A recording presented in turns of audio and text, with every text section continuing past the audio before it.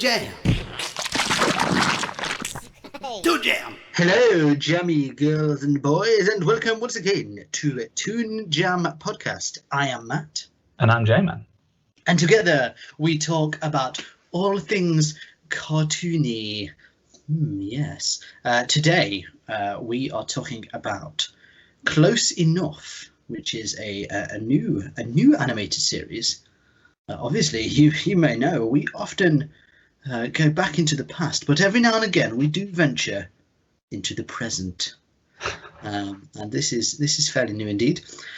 We watched the first episode, which consists of 2 episodes, you could say. They're only short, so 10 minutes a pop.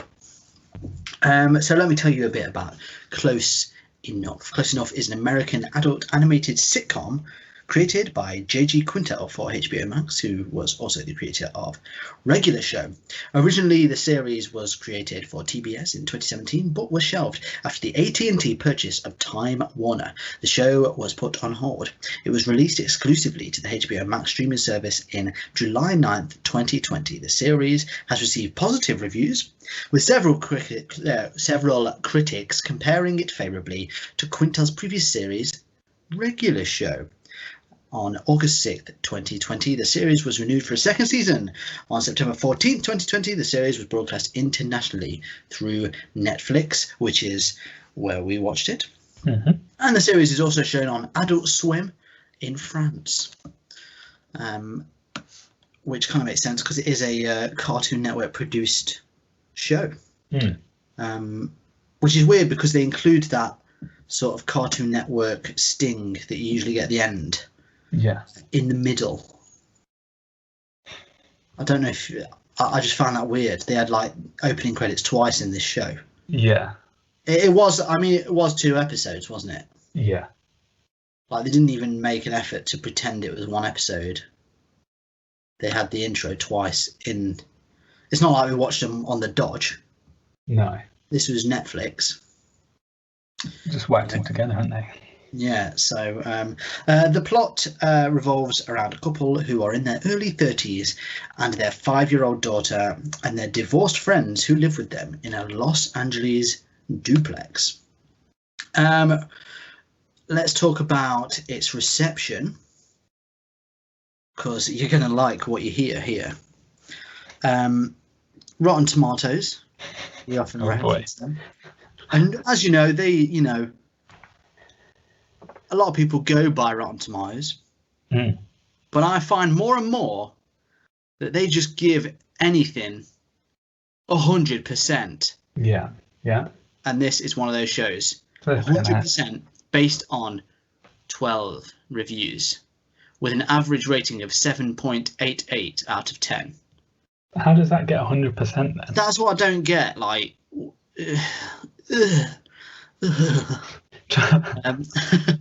the website's critical consensus reads, completely absurd and yet utterly relatable. Close Enough captures the strange experience that is being an adult. Which to me, that says everything. Like, Close Enough captures the strange experience that is being an adult. That's like the voice of a generation. Yeah. Right there. Whereas, I feel like previous generations just became adults. Our generation never was really happy with it. Yeah. And that says it all, really. On Metacritic, it has a weighted average score of 74 out of 100 based on 6 reviews, indicating, and this is quote, generally favourable reviews. Yeah, that makes more sense. Yeah. So there you go. So there's your background info. I mean, this is well new. So it's only been out. It's not even been out a month yet over here. Had you watched it already? Nope. So this was your first foray into Close Enough? Yes. I'd noticed it popped up on HBO or whatever, Yeah. but I don't have HBO, so No. that was It's very difficult over venture here, went. isn't it? HBO is just like not a thing over here. Yeah. Like, it's weird because everyone knows it. It's massive, but they just don't have their own channel over here. weird. They just most of it's on Sky, Yeah. but this is not. So that is to me that is a win, as I don't have Sky. So we both went in fresh. I'd not seen it before, but we had seen regular show. Yes. And I mean, I suppose that's another episode in itself. But it's weird that we haven't done regular show almost, it seems. Yeah, I guess, I mean, it's one of those things where we've always tried to go further into the past, I guess. And it's only recently, really, that we've been going into the present. But yeah, it is weird that we've not done it. There's a few we've not done, though, so, Yeah. That's what it's all about, visiting at some point. Still to come on Toon. Still to come. But yeah, regular show we've both seen. Yeah. And if that episode's coming, I won't tell you what we think of it. But it's probably going to come up, to be honest. Yeah.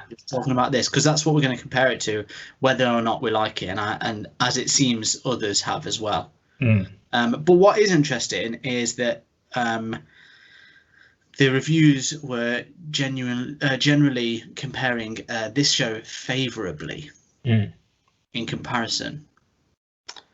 So that's an interesting. Keep note on that one, because that's probably going to pop up at some point, because we might as well pitch in. Okay, so close enough. We're first two episodes. You get what it's about straight away, don't you? Really? Yeah. It doesn't need any intro, does it? Really? Like, I think like the first scene is very regular show.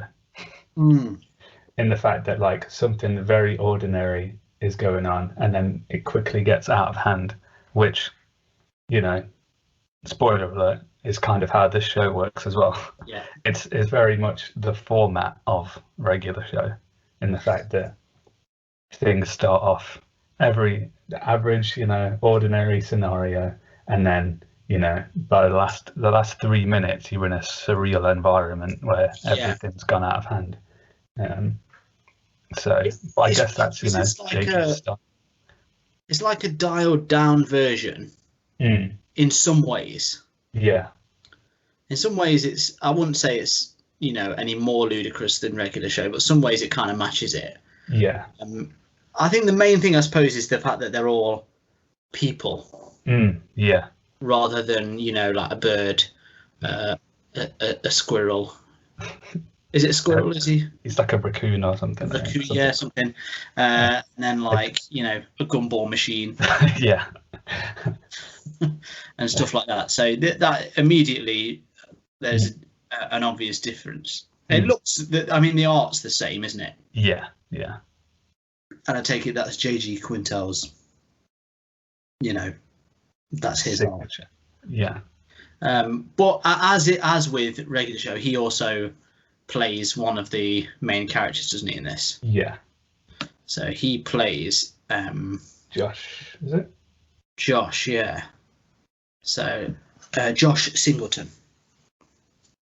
And he is the father of the child, the husband of the wife, if you will. Yeah, it's not. It sounds exactly the same as his voice in. Yeah, it is just that, which is just his voice as well. Yeah, right. So, but it does kind of work. You're not thinking like, oh, he could have done something different. Yeah, because it works for the character, and he's a bit more like. His character isn't the same, is it? No. So that's good, at least. Yeah. And there's other names you might know. Jason Mantzoukas was the main one. Yeah. It's like, oh man, I didn't know he was in this. Yeah. So he pops up a lot in later regular show though as well. Oh, does he? Yeah. And he's in regular show the movie as well. Actually, I've never seen the movie. I need to get around to that at some point. Yeah. So yeah, I'm guessing they just carried on that thing. There is a lot of like crossover, obviously. Like, yeah. Even Rotten Tomatoes would tell you that there's a lot of crossover. Yeah, cast members, like production. Mother's Bog does the music again, so it sounds like regular show. it's definitely like a continuation of what they did on the show, which is weird because didn't regular show end because they were like, we've told all the stories that we want to tell? Yeah. But I guess the scenario changed, so like I guess Mordecai and Rigby couldn't have kids or whatever, so Yeah. it didn't work. Well, maybe that's it. I mean, I imagine this is sort of. I imagine he's got a kid. Yeah. I mean, this is entirely conjecture. I don't actually know. Yeah. But I guess that brings new stories, and he probably wanted to add that in. So parenting and stuff like that. But this feels as well far more localized to the sort of LA scene. Yeah, definitely. Because it's like painfully sort of hipster. Well, I say painfully hipster. It's got a lot of hipster factor that is part of the LA scene, even if you're not from there. Yeah. That's sort of all you really know about it as someone that doesn't live there. So it feels like it doesn't feel alien. You're not like, I don't understand. Why would they do this? But it does feel almost like it would be funnier if you were from there. Yeah. Or at least I felt like that anyway. Yeah, I think so. But it mocks it in a way. It mocks it in a way that's good. Like that's it doesn't make you think like that they're just blowing it like the area's trumpet. So you're okay with it. It's not like a gushing love story. Yeah. Lettered to LA. The love letter to LA. Yeah, it mocks enough, doesn't it? Yeah. So I mean, in the two episodes we watched, one is about them essentially trying to get a quilt for the school because the teacher of the kid is painfully hipster. So they have to make a quilt piece, and they end up like finding these street urchins at the hipster market. Yeah. And I mean, it's pretty crazy episode. I don't really. It's hard to explain it almost. Yeah, it goes out of hand pretty quick, doesn't it? Yeah, so it's well ridiculous. The second episode, so the wife, and second, I would say main character because it is about the parents, isn't it? Yeah. So her name is Emily Ramirez. Yeah. Can't help but notice that they've got different names. Very 21st century, because they are married.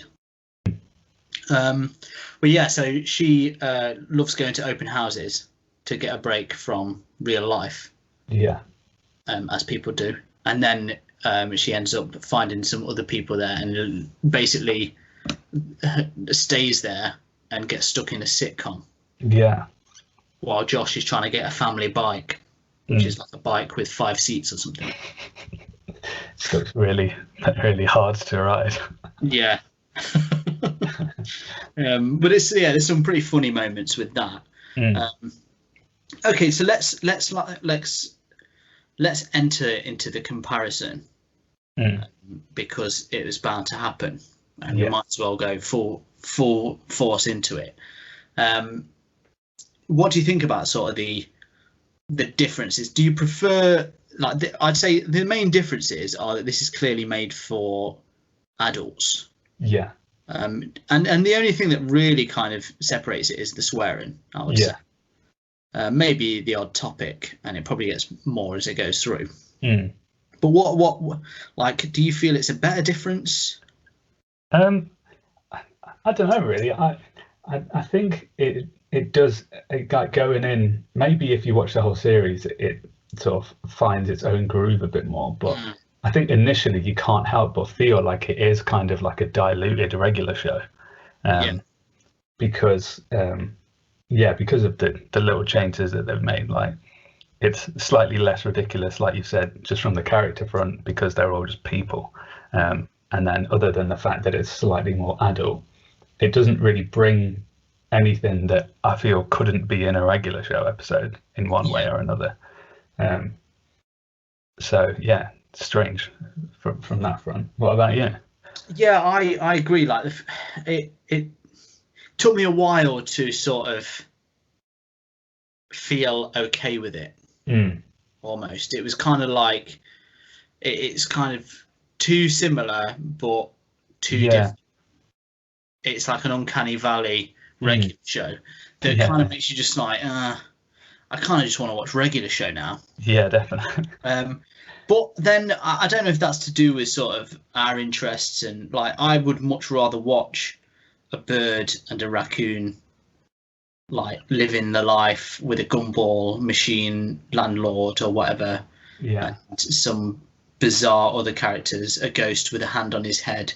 You know, because it's just visually funny. Yeah. I'm not that into the whole sort of adult sitcom. Yeah. Like adult animated sitcom, because I often feel a bit like it's not really doing anything with what it's got. I mean, there's a few things in here that obviously you couldn't do. But you know, you take stuff like when you look at the ones, when I look at the ones that I'd sort of, you know, I prefer, they're all ones that really play with it. So like, you know, you've got things like even The Simpsons, even though it's more normal. Yeah. You know, no one looks like The Simpsons. You've got like Futurama, it's all set in this future world with all sorts of weird stuff going on. Yeah. Well, any of the Matt Groening ones really.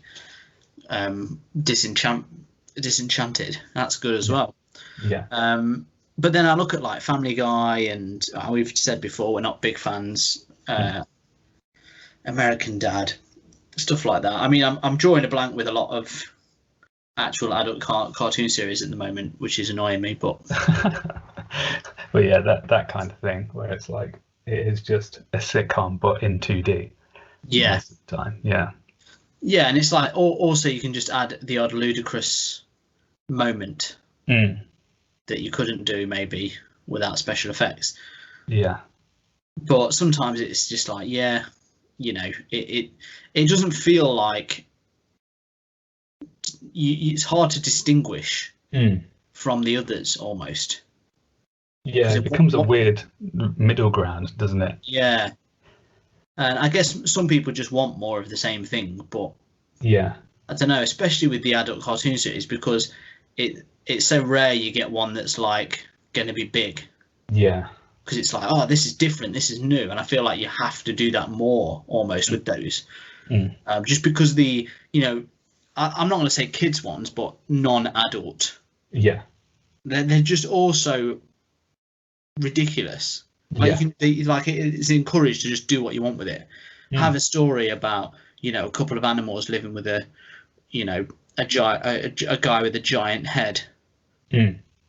Or, you know, you've got even like Johnny Bravo. Yeah. Like the first episode is him competing with a gorilla. Exactly. Dexter's Lab, you've got all these weird stuff. Ren and Stimpy, like everything we've gone through, they use the platform. Yeah. Whereas adult ones tend to use less and rely more on dialogue, which is fine, but it's not, you know, you got to think at that point, what's the point? Yeah. Yeah. So it is true, because like you get like, you know, your odd sketch show or something like that, which gets really absurd really quickly, and like, you know, all the scenes that you wouldn't expect to see are still filmed. So it's not like it's impossible to make all these scenes happen, you know, with effects. Even if it looks stupid, sometimes that adds to the charm, doesn't it? Of like, you think of all like the Tim and Eric sketches where it's like looks like it's shot on a VHS or whatever, like, but that just makes it even better. Yeah. So, I mean, it's not like you couldn't do it if you didn't want to do it live action, which in most, like a lot of the scenes, it's like this could have been done, you know, pretty easily. Especially since it looks like they've modeled the characters around people as well, because Jason Mantzoukas' character looks way more like Jason Mantzoukas than he does in his regular show counterparts. So. Yeah, and kind of at that point, it's like, well, why are you doing it as a cartoon? Yeah. And I know there are moments, he's got that parrot that looks like him, and Yeah.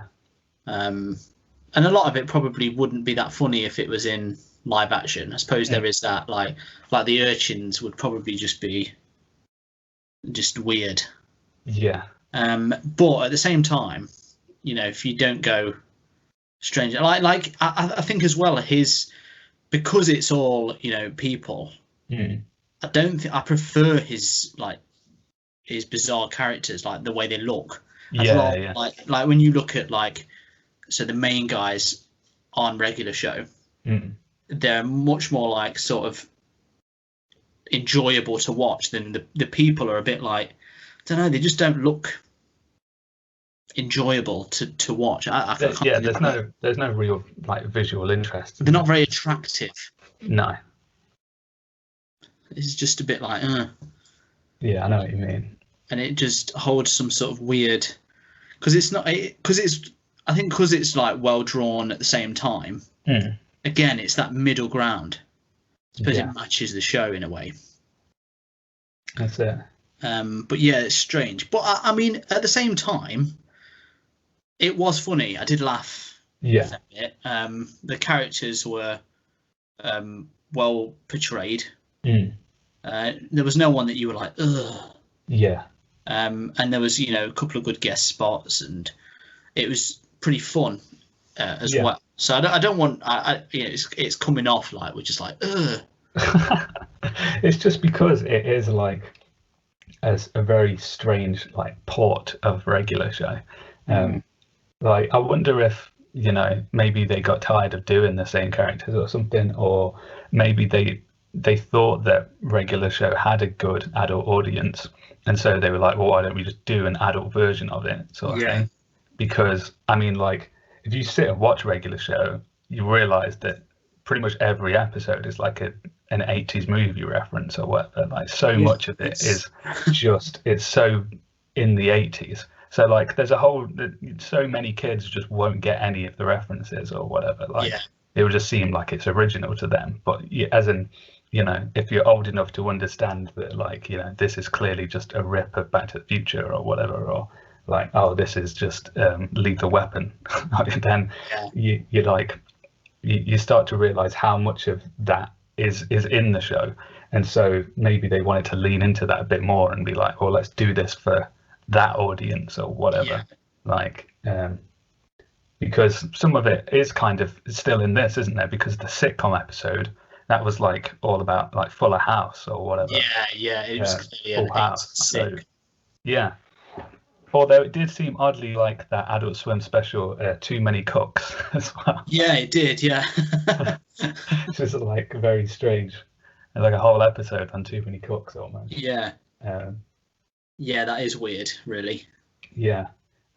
So I don't know, maybe if we watch more, if we're going to find there's plenty more 80s references in there as well, and so it's just kind of leaned into that particular side of its audience or something. But even still, it almost seems unnecessary. I think that's my issue with it, is that, like, it's like, well, why did we did you need to make this jump into something new when I think had the setup? I think that's all that's kind of what's holding it back almost. The only real difference is the fact that it's about parents with a kid. But I mean, and again, it might be more if you watch more that translates well, but they didn't spend much time with that kid. No, the kid's barely in it, and it was almost like they intended to have this new show about that, and then just ended up doing regular show. Which is weird as well, because there's a storyline in regular show where they look after Death's kid. So they're like, there's opportunities for babysitting episodes. Where it's like they could have just done that. Like if they wanted to. So I don't know. I mean, I guess there's more. There's probably loads of information that we clearly don't know behind why they decided to do this in this particular way. When it's kind of, it is a spiritual sequel to regular show. One that you can't help but make comparisons to, I think. I agree. Well, okay, I think we've discussed enough, so let's head over to our reviews. Coming this fall to a TV set near you. It's a brand new animated adult sitcom like you've never seen before. It's The Family, the show. Meet Graham. He's just an average guy who loves pets. And he took his dog to the park. But this time, the dog ran around the park 3 times instead of 2. But on the way home, Graham found out that his wife was pregnant.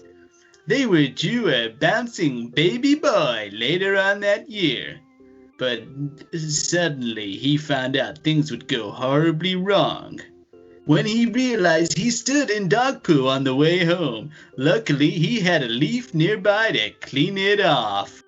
But cleaning wasn't the only thing that was coming Graham's way, because responsibility happened immediately as he became a father.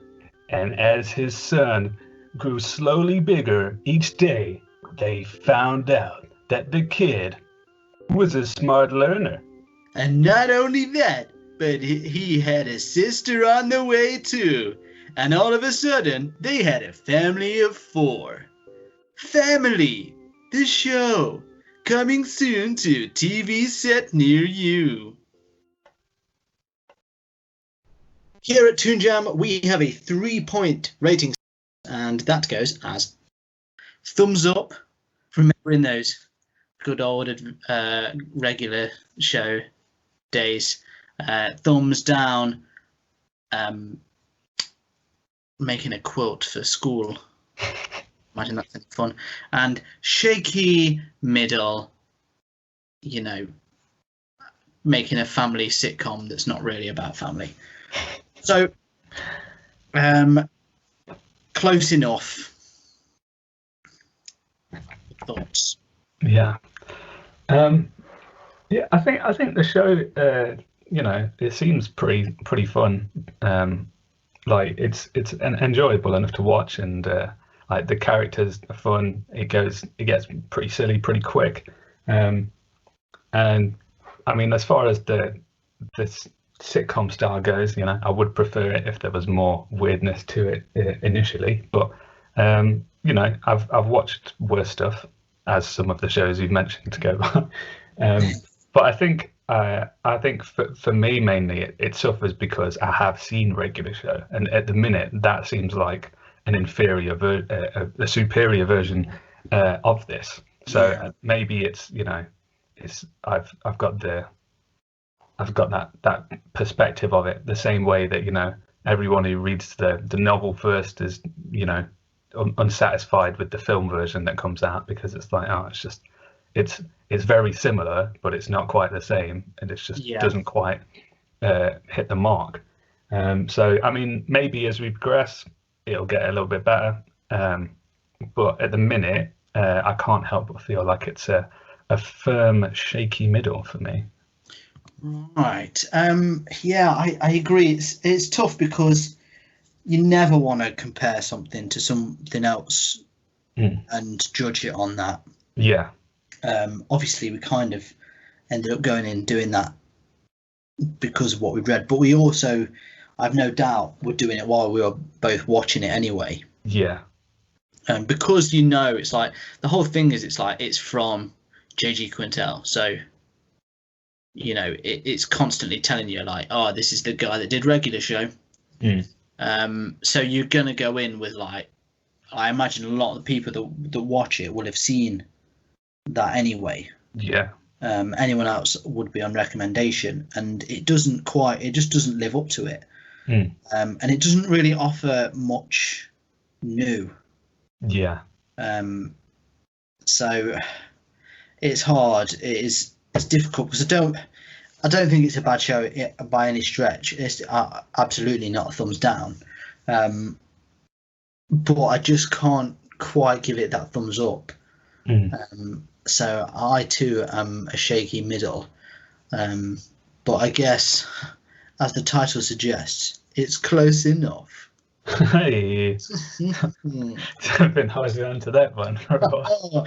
I've been storing that one.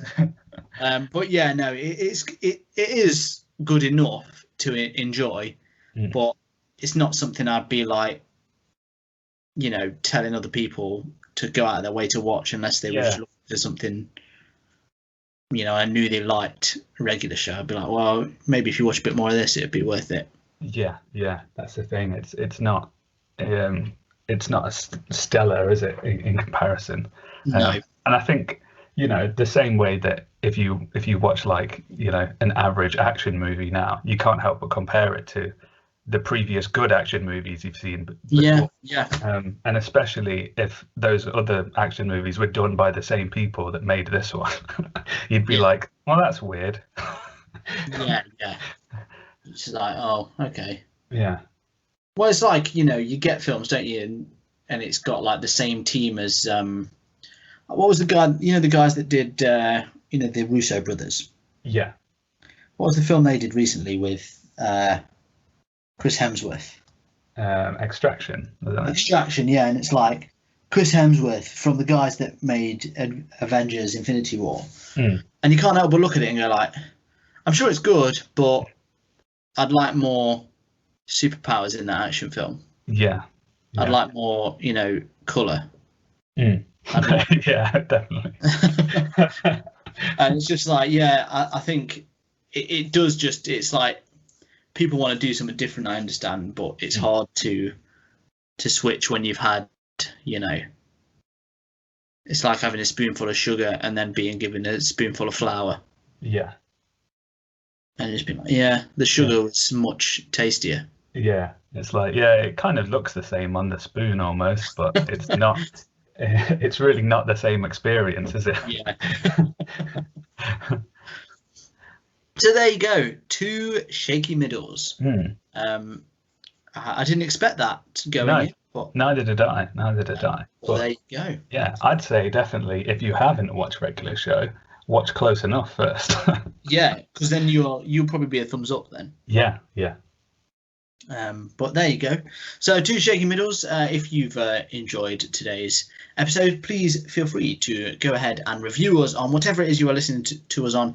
It really, really, really helps us out, and we are super grateful for everyone that has reviewed us. And it only takes like 2 seconds, so that would be awesome. If you want more bonus material, you can head over to our Patreon and get some extra stuff.